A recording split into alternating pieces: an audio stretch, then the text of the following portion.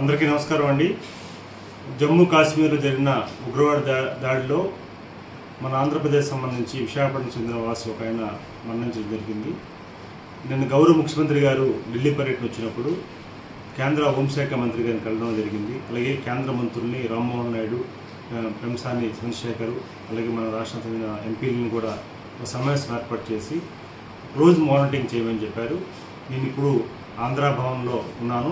ఒక వ్యక్తిని నియమించడం జరిగింది. ఇక్కడ సురేష్ బాబు అని ఒక ప్రతినిధి కూడా నియమించడం జరిగింది. వాళ్ళ phone number 9818395787, cell number landline 01123387089.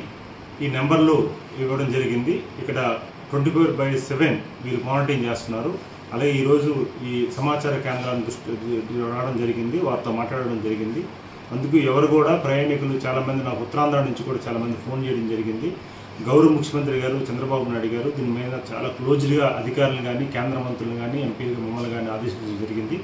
అందుకే ప్రతి ఒక్కరు కూడా మీరు సురక్షిత ప్రాంతాలకు వస్తారు. దానికోసం మీరు భయం చెందవలసిన పని లేదు. అలాగే మీరు ఎవరైనా ప్రయాణికులు అక్కడ ఉన్నప్పుడు మీ బంధువులు ఎవరున్నా సరే దీనికి సమాచారం ఇవ్వండి.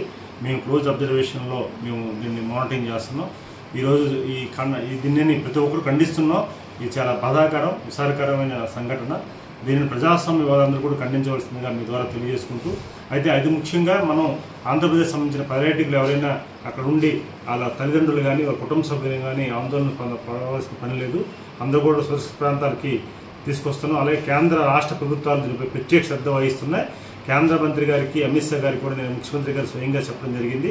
ఈ విషయంలో మీరు దృష్టిలో పెట్టాలని నేను ఇది ఈరోజు వచ్చాం. అలాగే క్లోజ్గా ఆంధ్ర భవన్లో మేము ఉండి ఆఫీసర్స్తో కలిసి, అలాగే కమిషనర్ కూడా కలిసి విషయాలు కూడా మాట్లాడుతున్నాం.